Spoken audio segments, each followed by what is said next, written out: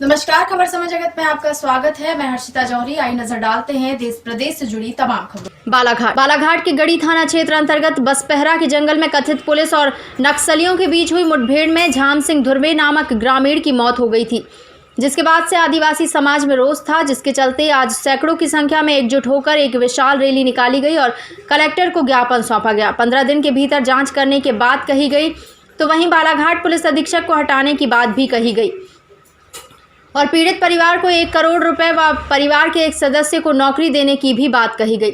बता दें कि विगत 6 सितंबर को यह कथित मुठभेड़ हुई थी व पुलिस ने 7 सितंबर को घटनास्थल बसपहरा के जंगल से झाम सिंह की लाश बरामद की थी। झाम सिंह की मौत कथित पुलिस की या नक्सलियों की गोलीबारी से हुई थी, अभी तक स्पष्ट नहीं है। इस मामले की मजिस्ट्रेट जाँच चल रही है।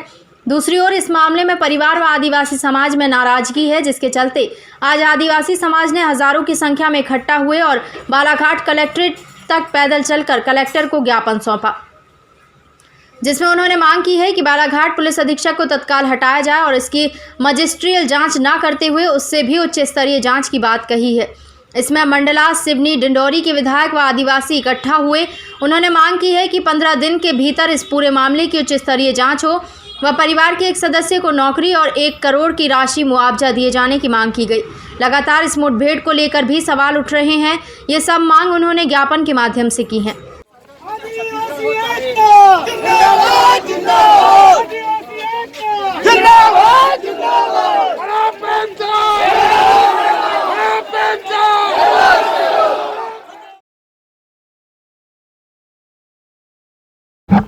देखिए, हमारे विधायक साथी आए हैं। ये जो हमारा आंदोलन है किसी दल का आंदोलन नहीं, ये सर्व आदिवासी समाज का आंदोलन है। हम इस पे कोई दल की बात नहीं कर रहे हैं। ये एक आदिवासी की नहीं, पूरे आदिवासी समुदाय का आंदोलन है। ये सर्व आदिवासी समाज आया है, आदिवासी समाज के सभी संगठन हैं। इसमें हमारे बिछिया से जो विधायक जी हैं नारायण पट्टा जी वो आए हुए हैं, सम्मान नारायण पट्टा जी आए हुए हैं। निवास से डॉक्टर अशोक मस्कुले आए हुए हैं। शहपुरा से सम्मानीय भूपेंद्र मरावी जी आए हुए हैं। बरघाट से हमारे अर्जुन काकुड़िया जी आए हुए हैं, मैं स्वयं हूँ, और हमारे आदिवासी समाज के सभी संगठन। हमारी डिमांड ये है कि सबसे पहले तो ये कि पुलिस ने अपने तरफ से FIR किया है उस घटना की।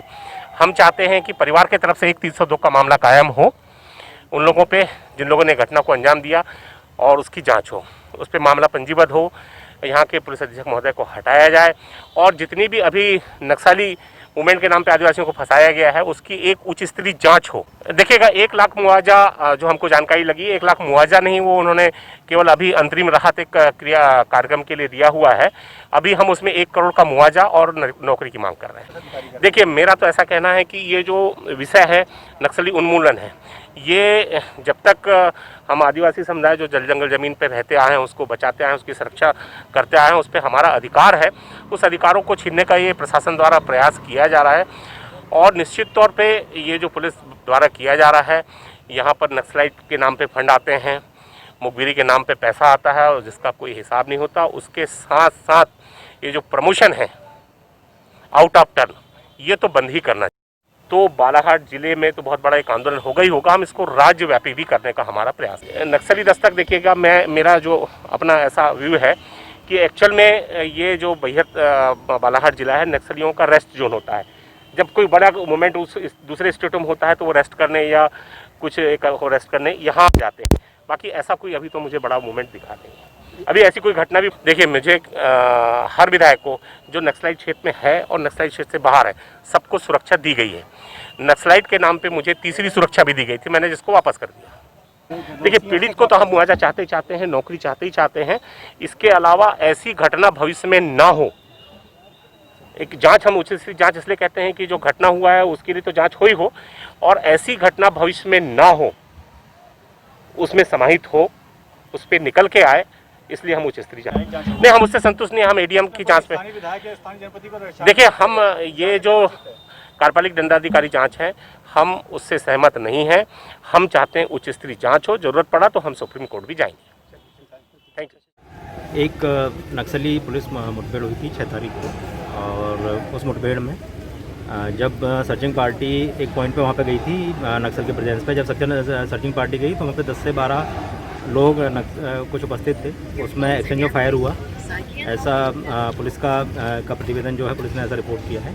और उसके बाद जब पार्टी सुबह सर्च पे निकली तो उनको एक व्यक्ति की डेड बॉडी मिली, जो कि पहले पहचाने नहीं गए, जिनकी पहचान बाद में श्री जाम सिंह धुर्वे के रूप में हुई, जो कि छत्तीसगढ़ के बालसमंद ग्राम में अभी हालिया उनका निवास वहाँ पर है।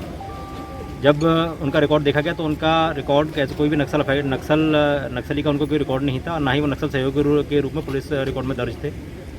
अब उसके बाद उनकी मृत्यु का जो कारण है, उस कारण पर जांच के लिए कि किस कारण से उनकी मृत्यु हुई है, उनको एक बुलेट लगी है जो भी है, लेकिन उस संबंध में जांच के लिए एक मजिस्ट्रियल जांचों से बैठा दी गई है। जांच को उपरांत ये निश्चित हो पाए कि उनकी मृत्यु का सही कारण क्या था। ये चूँकि उनकी मृत्यु इस बीच में हुई, और उस बीच में गांव वालों का जो उनके क्षेत्र के ग्रामीण जन हैं, जो आदिवासी समुदाय हैं, उनकी आपत्ति इस बात पे थी कि वो चूँकि नक्सल नहीं थे और उनकी मृत्यु जिस भी घटना में हुई है, तो उस घटना को लेकर के जांच को उपरांत ही सब कुछ क्लियर हो पाएगा। कल माननीय मंत्री जी, राज्य शासन की ओर से श्री रामकिशोर कावरे जी, वो कल उनके गांव में, जिनमें जो कि उनका मूल गांव था, वो गांव में काफ़ी साल तक वो रहे, देवगांव गए थे। उसमें साथ में मैं और एसपी भी थे। वहाँ पे जाकर के उनसे चर्चा करने का प्रयास किया गया, लेकिन वो चूँकि उनके बच्चे आए नहीं। अब तक उनको 1 लाख रुपए की राशि रेड क्रॉस से माननीय मंत्री जी के निर्देशानुसार उनको दे दी गई है, और बाकी जो लाभ होता है सर्कुलर के अनुसार, यदि उनकी मृत्यु किसी नक्सली व्यक्ति के द्वारा की हुई पाई जाती है तो उनको 8,25,000 रुपये जो कि एट्रोसिटी के अंतर्गत दिए जाते हैं वो, और उसके अलावा जो एक शासकीय सेवा में नौकरी भी उनको दी जा सकती है। यही मांग है कि उनका जो परिवार है, उस परिवार को नौकरी मिले और एक मुआवजा उनको दिया जाए। देखिए, ये एक प्रोटोकॉल है, इसमें मजिस्ट्रियल जांच की जाती है। यदि मजिस्ट्रियल जांच से संतुष्ट नहीं हो तो न्यायिक जांच भी करवाई जा सकती है। ये बोलना और ये अलग बात है, लेकिन चूँकि नक्सल मूवमेंट है क्षेत्र में, इसी कारण से पुलिस की चौकियाँ बनाई गई हैं, और पुलिस की चौकी आप मान के चलिए लोगों की सुरक्षा के लिए हैं, उन्हें परेशान करने के लिए नहीं है। ऐसा डायरेक्टली पुलिस पर आरोप लगाना भी उचित नहीं है, क्योंकि ये पूरा जांच का विषय है कि कैसे मृत्यु हुई। ये जांच का विषय, जांच को उपरांत ही हम लोग यह बता पाएंगे कि मृत्यु का कारण क्या था। इसीलिए जांच समिति बिठाई गई है, और पुलिस प्रशासन सब उनके सहयोग के लिए तैयार हैं। जो उनके लाभ मिलते हैं, जो उनको दिया जाना है, आईजी साहब से मेरी बात हुई है, और आईजी साहब ने बोला है कि यदि जांच में सब कुछ ठीक पाया जाता है, या पाया जाता है कि नक्सली इंसिडेंट में उनकी मृत्यु हुई है, तो उनके परिवार के व्यक्ति जांच कितने दिनों में कंप्लीट हो जाएगी? जांच का 1 माह का समय होता है, 1 माह के समय जांच पूर्ण। सर, उन्होंने तो 15 दिन का वो दिया है टाइमिंग। देखिए, 1 माह का समय मतलब अधिकतम समय सीमा होती है, उससे पहले भी जांच पूरी हो सकती है, लेकिन समय सीमा में 1 माह के समय सीमा में जांच पूरी होती है। चलिए, खबर समय जगत के लिए बालाघाट से संजय अजीत की report. For latest news, subscribe to our channel and press the bell icon.